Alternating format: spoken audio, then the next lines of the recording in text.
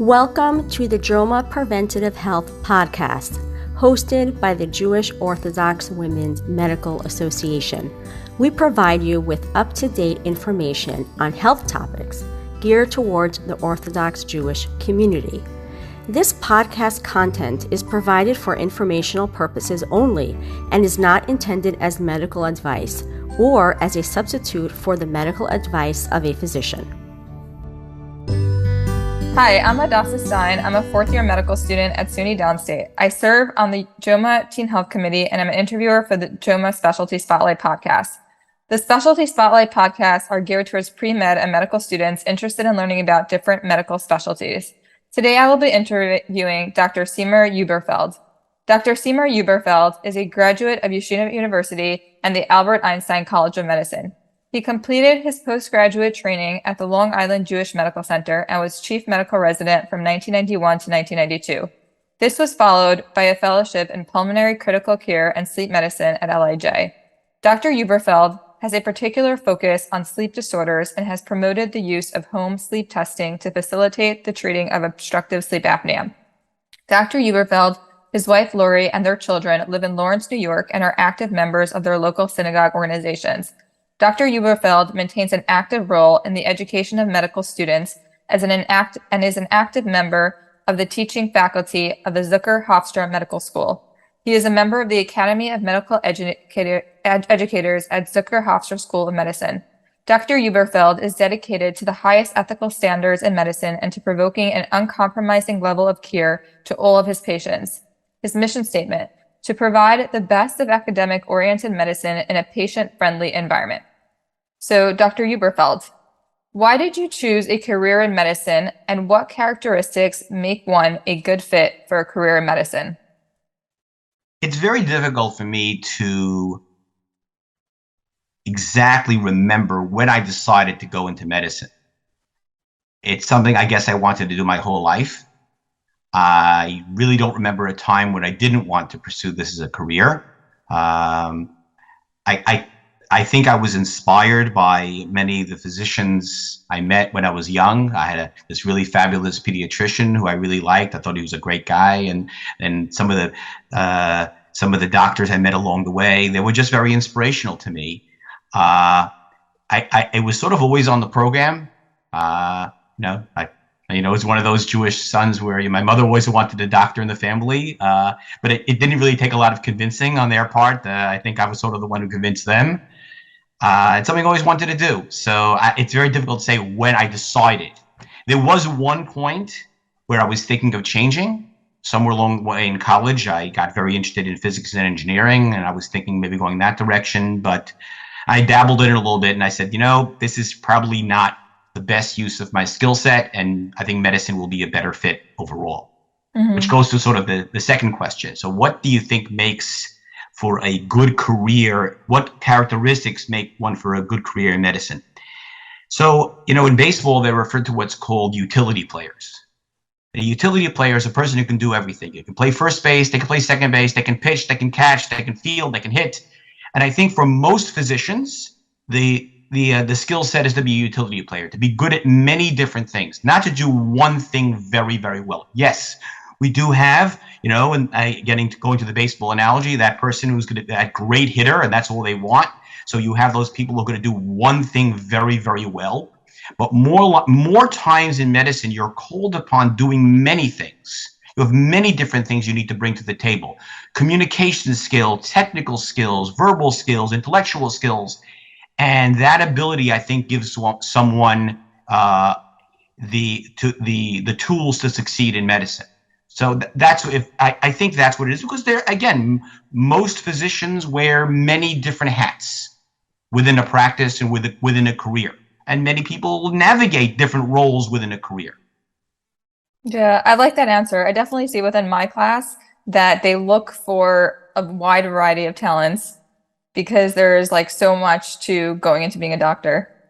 So and you may need to change what you do along the way and be able to adapt. It's funny. This reminds me of the story. One of my mentors along the way told me a very interesting story. He was drafted into the Vietnam War, and he was talking about a friend, and the colonel called the guys in. They said to one of the guys, "What field do you like least in medicine?" He says, "I don't like psychiatrists." "Good, you're now the base psychiatrist."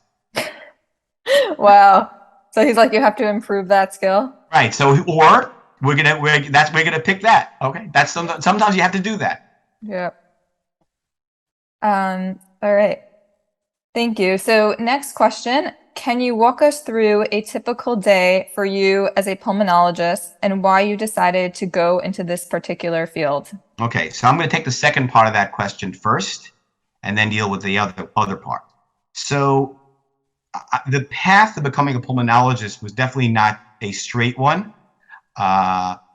It had more to do with the people I met along the way. When I graduated med school, I was quite certain I was going to go into cardiology. I really liked that. I thought that was I thought the heart was it. It was great. And it was very clean in a narrow field. And during my internship, I became a little bit less enamored of cardiology for a variety of reasons. And I met these two pulmonologists who were just these great people, and they were the problem solvers. In other words, when people didn't know what to do, they called these guys. They were these two people, and I said, I want to be like them. And that was sort of what led me to pulmonary. I was really following a mentor. I was following these two physicians who were just, very smart, very nice, had good technical skills, and were very broad-based. And I said, I think I want to do what they did. And they became I ended up staying there for fellowship, and those are the people who trained me. So, and I think that's true for many people.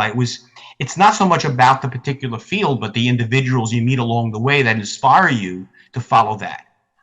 Initially, I was going to go more towards critical care, and we'll talk about that a little bit later. I became a little bit less enamored of critical care as I went along. In terms of a typical day, I think the way my day was more like 10 years ago would be typical for a pulmonologist. What I do now is probably a little bit less typical. And the way I'm describing my day now is, let's say, the way the day is for my junior associates, which is we spend about half the day in the hospital doing inpatient consultation services, and about half the day in the office doing office work. Now my ratio is more like 5% hospital, 95% office. Maybe of that 95% office, 15% is telehealth, which is something that's come about through COVID. Although that's starting to sort of wane a little bit, and it's getting back to the 95% office work. Mm-hmm. I do one morning a week. I still do hospital and hospital-based procedures, but most of my work is now in the office. Mm-hmm. By the way, that doesn't mean I'm working less.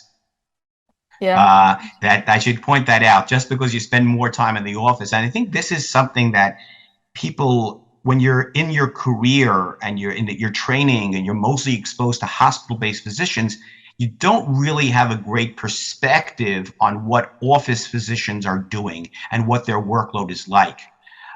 One of the things that I do now is I participate I have a third-year student who spends 10 sessions with me, and they get an idea of what it's like to work in an office practice.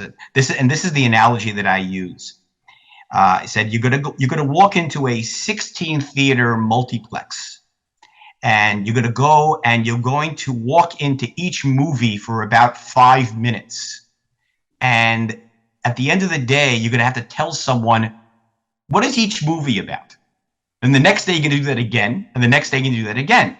So instead of like getting to watch a movie from beginning to end, you get to watch 5 minutes of a movie, and eventually you have to put together the story of the whole movie. And that's what office practice is like. You get little, this moments of time that eventually you piece together to become a story. That's such an interesting analogy.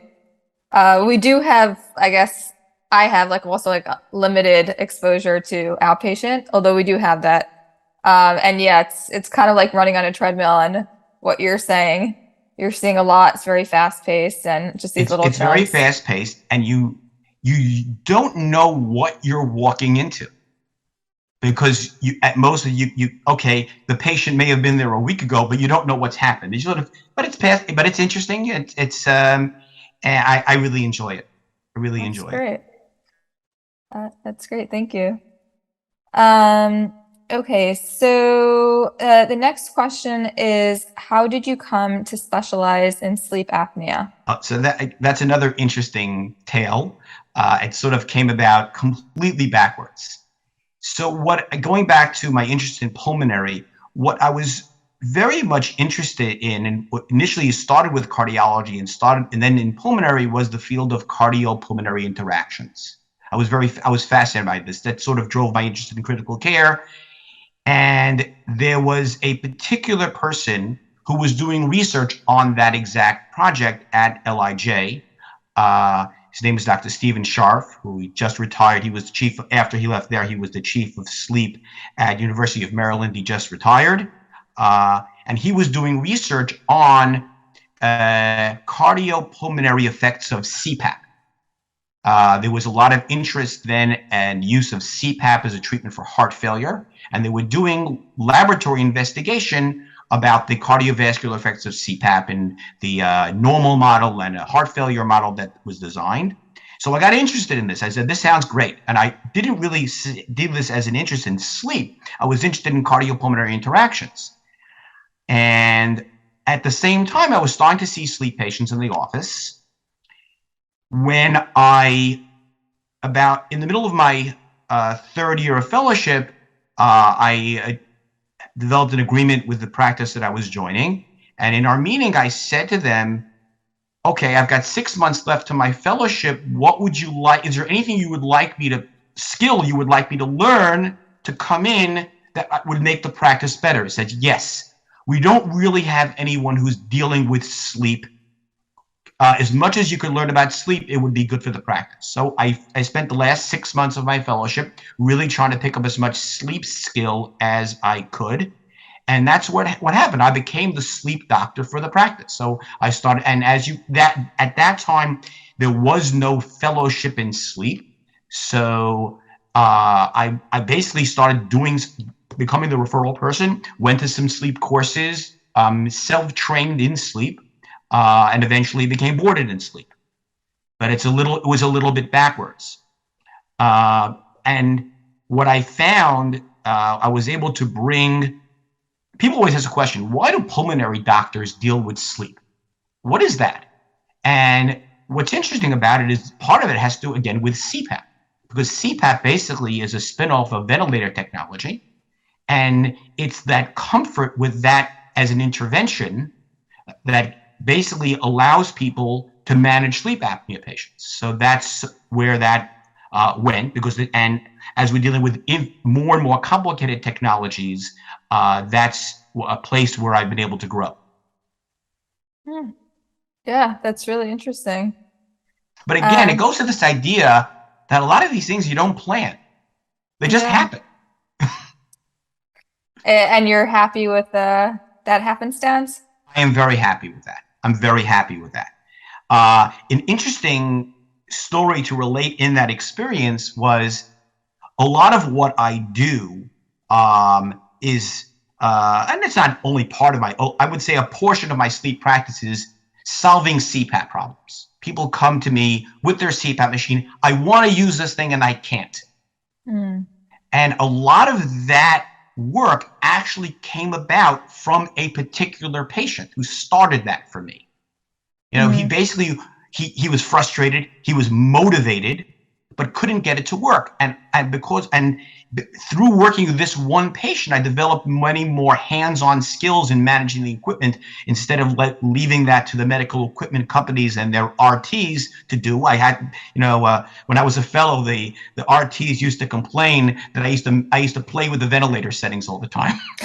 They used to smack my hand for that. Well, here I was in an environment, no one was smacking my hand anymore, so I started playing with the settings, and I started to learn how to, okay, what does this little setting mean, and what does that little setting mean? mean? And that, how does that help the patient? And this actually started for one particular patient, and now it's become a growth industry for me. Wow. And it's also like, it's interesting you were saying the cardio and pulmonary interaction, especially like with sleep apnea, there's definitely a relation between the heart and the breathing functioning well. So I guess came back to your like of the heart ultimately. Yeah, right. I spent a lot of time on that. I work very closely with the cardiology people, obviously. Yeah. Okay. So next question, what is the difference between sleep apnea testing at home versus at the sleep center? Okay. As you can tell, I like to do things historically. So when I was finishing my fellowship, I had a friend who was the medical director for a large insurance carrier. And he sends me, I need something from you. I need guidelines for sleep testing for our insurance company. Do me a favor, write me up a set of guidelines.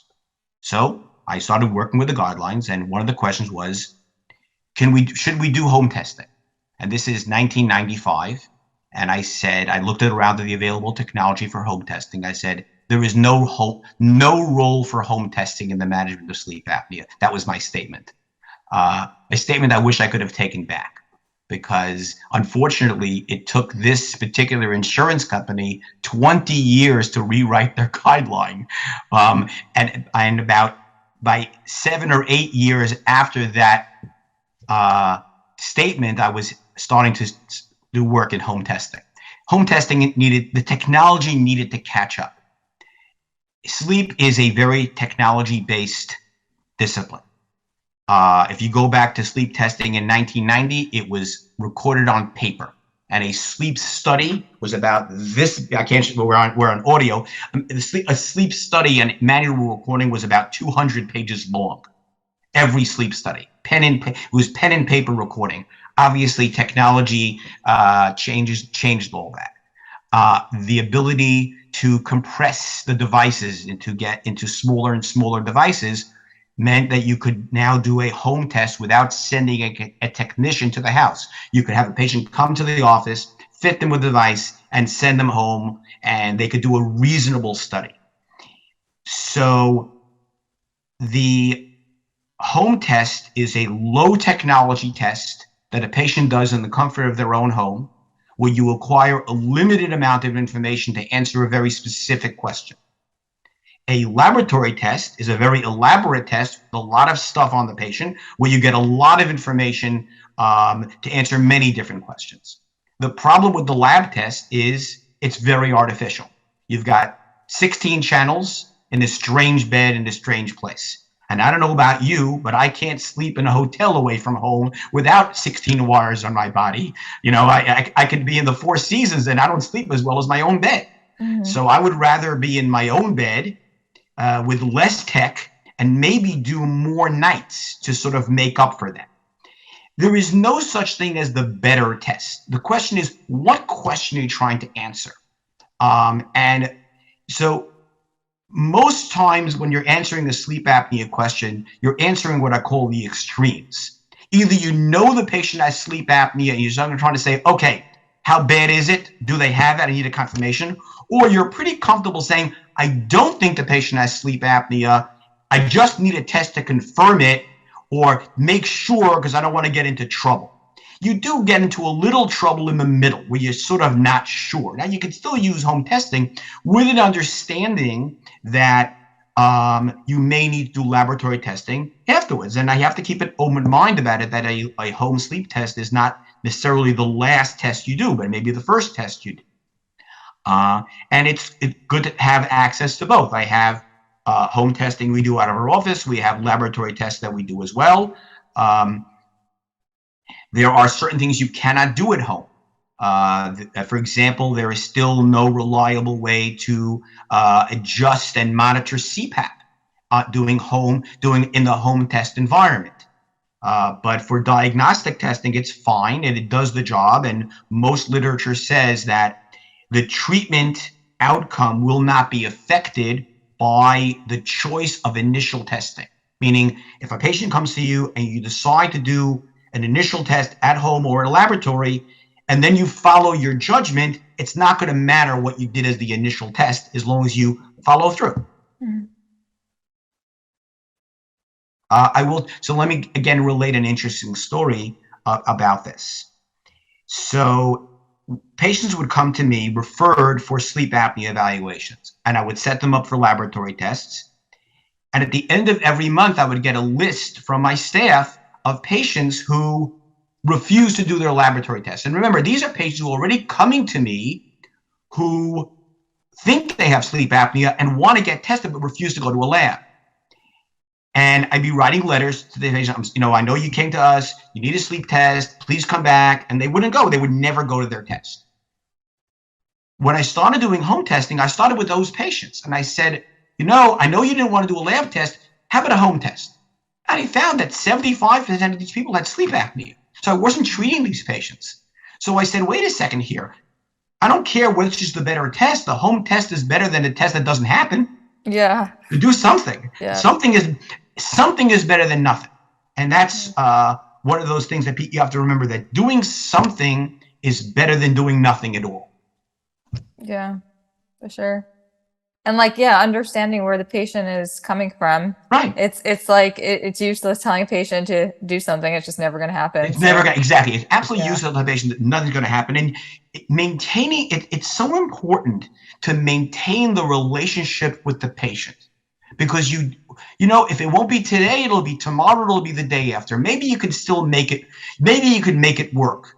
I just went through this with a patient on Friday, actually, on this exact issue: home test, lab test, some tests, and I really wanted the patient to have a laboratory test, and the patient said he's not doing it under any circumstances. So I said we agreed to compromise. He'll do another home test, and we'll continue our relationship. And maybe in 6 months or a year, I'll get him to do what I think is really necessary to do, or maybe he'll convince me that it isn't necessary. But we'll continue our conversation. We'll continue our relationship. It's very bad to close the door. Yeah. Yeah, I'm sure your patients appreciate your understanding. Yeah, understanding without undue compromise. Okay, so next question. What is it like working in the high acuity setting of critical pulmonology, and do you see high levels of burnout? Critical care is an incredible field. It's a high stakes environment. You get to do all these amazing procedures. You get to use bedside ultrasound, invasive monitoring, ventilator management, fantastic drugs, and you can make an incredible difference for patients. There is nothing like the great save in ICU medicine, when you have a patient who comes in and they are at death's door and you literally rescue them from the jaws of death and they walk out of that ICU. There is nothing like that. The problem is that that's maybe, a small sliver, but that's not what happens most of the time. Most of the time, unfortunately, we're dealing with end of life, difficult problems, difficult to rescue, upset families, sad. It's very hard. There's a lot. So I remember going into and the training is amazing. If you can master critical care, you can be a physician in any setting. What it does in terms of the training and the thinking and that ability to think on your feet and make difficult decisions. It's a great training experience. But the burnout rate is very high because, again, there's a lot of death, there's a lot of anger, there's a lot of ethics discussions on a daily basis. It's tiring. I found at the end of my fellowship, I was so happy with critical care and what I learned, but I said, this is not what I want to spend my life doing. It's interesting. I will relate a conversation I once had with Herschel Schechter, who I had as a Rebbe while I was in YU, and I was at a wedding, and I was in the middle of my fellowship, and he asked me, so what are you doing? I said, I'm doing ICU medicine. And he said to me, don't you want to do something that'll make you happy? That was his words. And I started to think about it. I said, am I happy at the end of the day? And often I wasn't happy at the end. I was sad at the end of the day. And as my wife will tell you now, I come home at the end of every day, very tired, but very happy. That's wonderful. Yeah. I think that's so true. Like also, I've been asking myself that question, trying to choose a specialty, what makes me happy? So it's not only academically interesting or challenging, but also like, what am I actually personally happy doing? Right. So there are things that will be useful in the training experience, which may not translate for the long term. I think ICU medicine is great, and I think it's great, and you can do it for a number of years and then sort of transition. Most people who do critical care do critical care attached to something else. So you can do it for a while you're young. It's great because you can do shift work and things like that, with an understanding that at some point in time you might want to migrate to a less intense field. And I see people doing that. Yeah. Gotta do what works for you. Exactly. You have to do what works for you. And it didn't work for me anymore. Mm. Okay. So the next question is, what do you enjoy about academic medicine? What do I enjoy about academic medicine? And why is that my mission statement that's on my, I think that the ability to work in an academic environment, the ability to have access to people who are the top of their field and to be able to bring your problems to that kind of environment is great. I started in a traditional private practice, and then a number of years ago, our practice was absorbed by Northwell, and as I wouldn't say almost a byproduct of that, I became part of their conference system more actively because I was now part of the faculty. And now I can participate in more. I was never out of it before, but it's sort of much easier for me to participate in things like tumor boards or monthly conferences. I remember 3 months ago, I had a very challenging case, and I said I reached out to the conference head, and they assigned a fellow to the case, and this case was presented to 50 people. That's great. That's not a thing that you often can do in a private practice environment where you have that kind of access to take your cases to the highest level and to provide insight into other people's cases. The ability to discuss in a much larger environment, I think, is great. I think from those kind of discussions, a lot of wisdom emerges, and you learn a lot.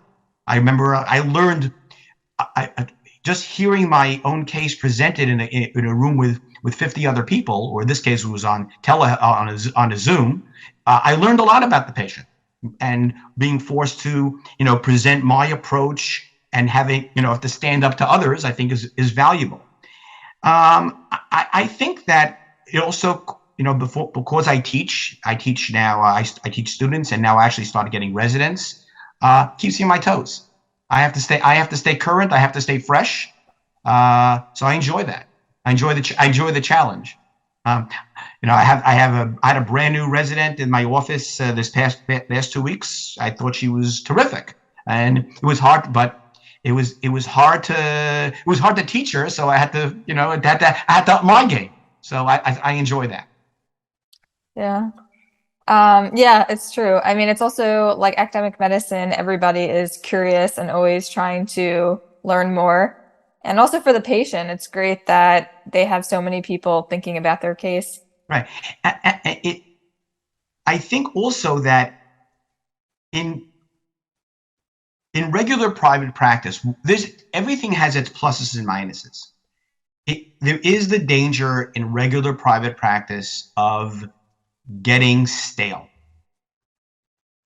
and not participating, not growing, not striving. It's one of my good friends was just retired as an educator. He said it's very difficult when you're in private practice to mark your progress. Meaning, if you're a student, right? So you're a student, then you become a resident, then you become a fellow, then you become a junior attending, and you work your way up a ladder. When you're in an office, what ladder are you on? What ladder are you on? So you can be your own master and say, okay, I'm going to learn every day. I'm going to grow every day, and I'm going to respond to them. And many people do. But the academic environment provides you with that challenge. Say, I want to be part of this. I want to keep up. If I want to keep up, I have to read, I have to learn, I have to study, I have to grow. Yeah, that's interesting. You have like measurable positive feedback. It's right. And that's one of the things that you're right. When you're in practice, you don't have that ladder. And we've been on that ladder since nursery school. So that's something one has to think about. How do you grow and how do you maintain your edge? Yeah. It's interesting. I don't remember who said this to me. We were talking about like board exams, and he said, well, why are you worried about board exams? The toughest exam is when you're facing the patient every single day.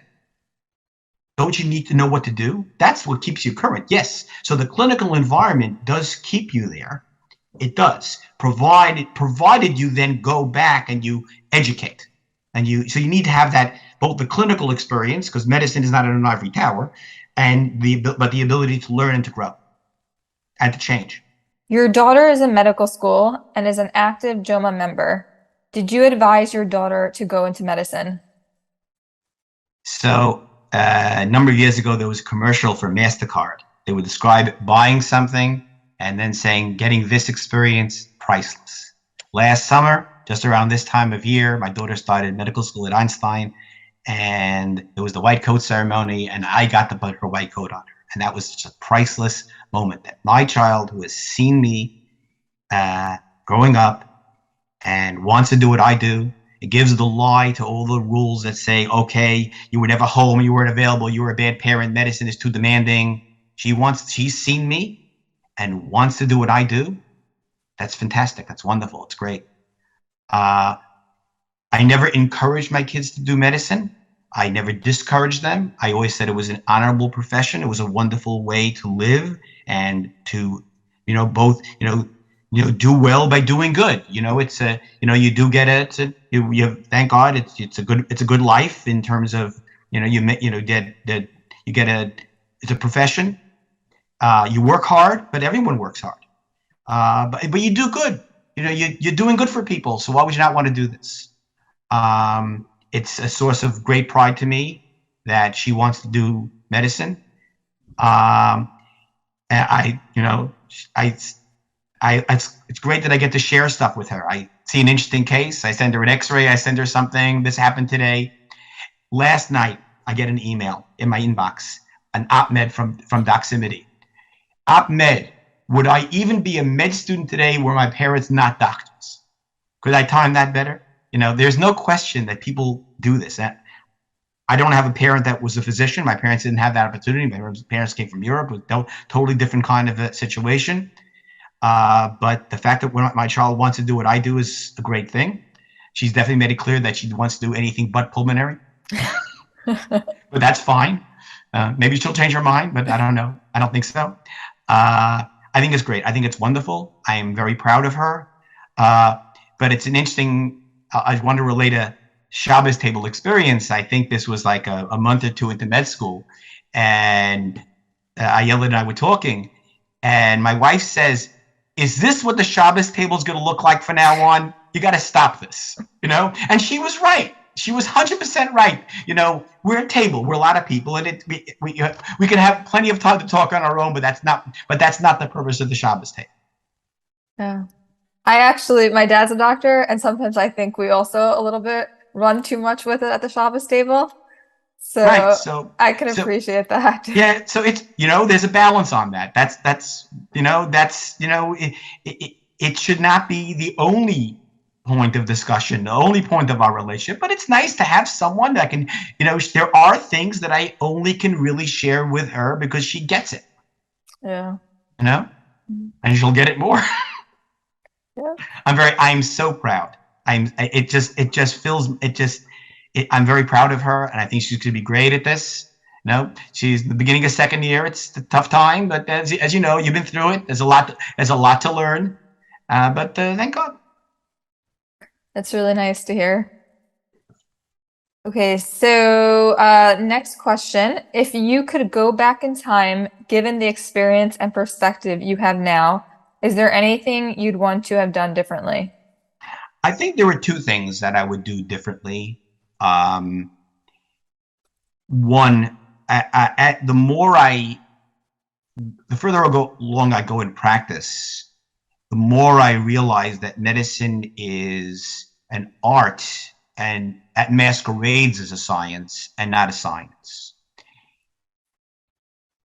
I think I spent way too much time on the science part of my education in college. And I think more humanities courses would have been a better idea. Or more business courses would have been a good idea. Something more than just the science part.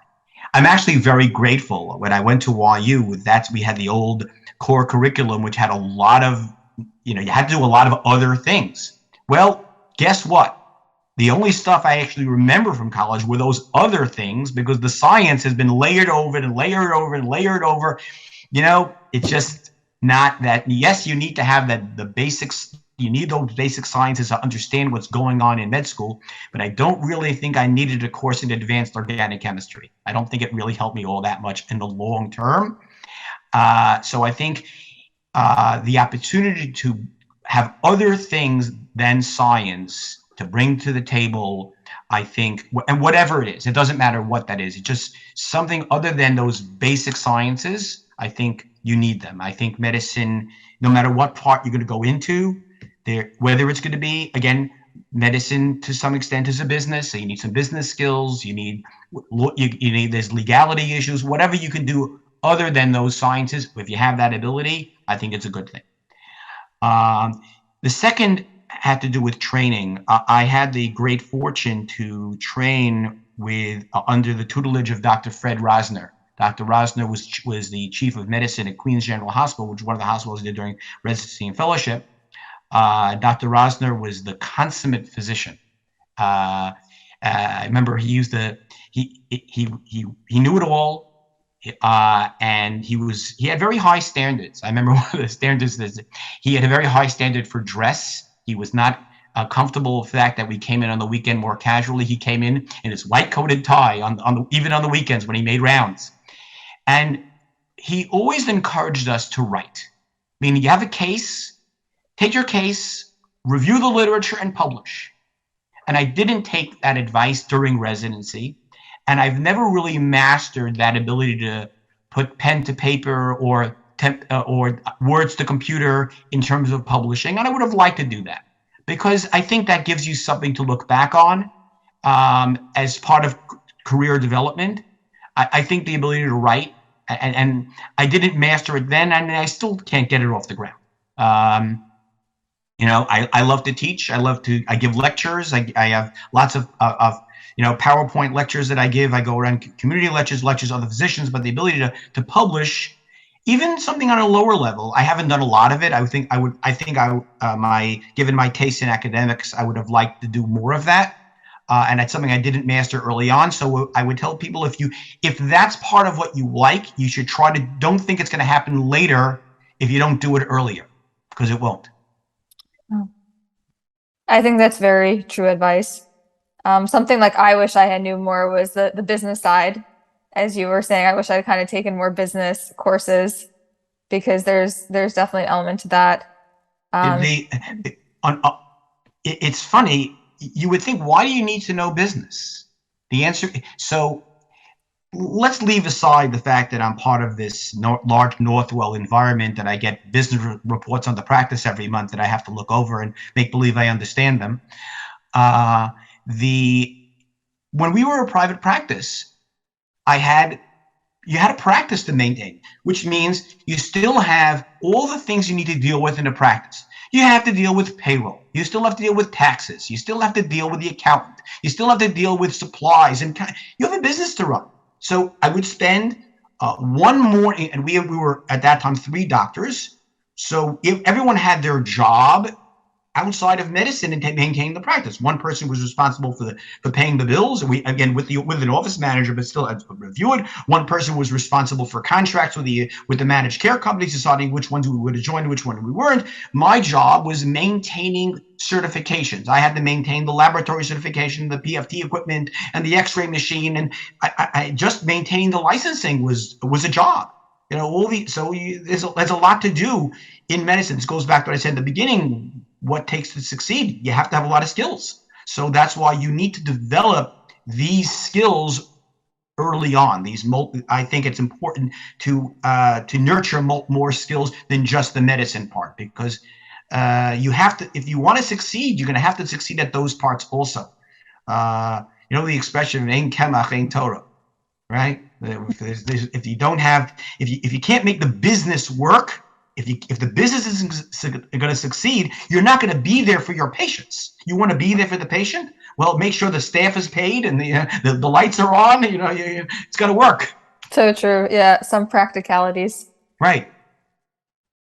Okay, so this is our last question. What advice would you like to leave the pre-med and medical students listening to this podcast with? Medicine is a life well lived. That's my advice. People tell you that medicine is hard, medicine is discouraging. If this is what you want to do, it's a wonderful life. You get to be part of people's lives like nothing else. You know, I remember a number of years ago, I was actually at a bris. I got a text message from a friend of mine. His mom's in the hospital. His mom had presented with stage 4 breast cancer, and she couldn't breathe. And we dealt with some issues. 8 months later, I get a text message with a photograph, and she's walking down at her granddaughter's wedding. Wow. Okay. Is there anything better than that? Is there anything better than that? Here you were, someone was very ill, and forget what you did it for. You did. What more can you do? You can be part. You can make a difference in someone's life. So there. Talk about job satisfaction. That's job satisfaction. Yes. It's not easy. You're available. You have to be available to people. There are sacrifices, but there are sacrifices in any career. So if this is what you can do, if you can do this. If you have the ability, if you have the smarts, if you have the science, if you have the skills, if you have the dedication, it's a wonderful life. I think it's and it's something that I had a number of months ago. I had the opportunity. My family and I had the opportunity with Eretz Yisrael. We met with Rav Asher Weiss. Rav Asher Weiss says, if you don't have the ability to be a mechanech, if you don't have the ability to brush yeshiva, go into medicine. It's the second best choice. I don't know if it's the second best choice. It's a very good choice. So if this is what you want to do, keep your eye on the goal and don't let anyone dissuade you from this. If it's a great career. I agree. Okay. Thank you All right, so much. I have a question for you now. Okay. Right. If I may, you can choose to edit this out if you'd like. Okay. Do you have anything you want to ask me personally? Since you're you're a fourth-year student and you're at a moment in your career, what would you like to ask me? I mean, I guess I'm heading into residency season. So what should I be looking out for? Okay, so first of all, I want to tell you something. Internship is a survival experience. Okay? Internship is it's difficult, it's tough, it's a lot of work. It's survival skill. You don't realize how much you're learning as you are. It's a lot of very passive learning. You're learning, it's not the kind of learning you did before. You go look things up in a book or look things up online. You're learning as you're doing, but you have to get through it. And then residency is a whole nother level. Internship and residency are very, very different. Internship is about mostly what you're doing about yourself. I am taking care of, I am responsible for this. Residency, when you're now at another level, you're now responsible for what other people do. You have a junior, you have a person on, that answers to you. You have to watch what they're doing, and you have to be on top of them. I have a daughter who's working away at a law firm, and it's the same idea. You're a first year student. You're doing grunt work, and then as you go up further, you now become responsible for others. So you have to be able to perform at a higher level. Make sure they do their job while you do your job, and that's one of the things you have to learn as a resident. You have to learn how to be there and keep an eye on what people are doing without doing their job. That's not an easy thing to do. Because if you don't let them do their job, you won't be able to do your job. Yeah, it's true. I myself see on the team, like the senior, how different people have different leadership styles. With the first year residents and the second year residents, how are the second year residents managing the team? And you do see like different ways that are more effective and less effective with how they approach that. Right. Right. It takes, it is a chain of command, but you have to let people do their jobs. If you're the kind of person that, is super, don't let people breathe, they'll never learn and they'll never grow. So you have to give them the space to do their jobs. Okay. Right. Well, what are you planning to go into? Diagnostic radiology. Diagnostic radiology. So let me give you one insight as a difference between radiology as a field and, let's say, pulmonary as a field, because I spend a lot of my time doing radiology.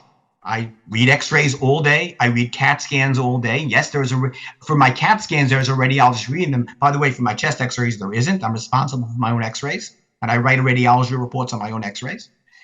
So when you're a radiologist, it's baseball I use baseball analogies. It's one swing at the bat.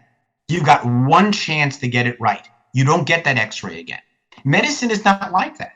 First of all, the patient's there. You talk to them, you examine them, you do blood work, you send them for stills, and most of the time they're coming back. So you have that ability to catch yourself on the second go-round or the third go-round. But radiology is not like that. Radiology is different. You've got one shot to get it right. So that makes it very different than other fields in medicine. You don't get a second chance. So that's why radiologists develop a certain compulsion of making sure they see everything, because you don't get a second shot.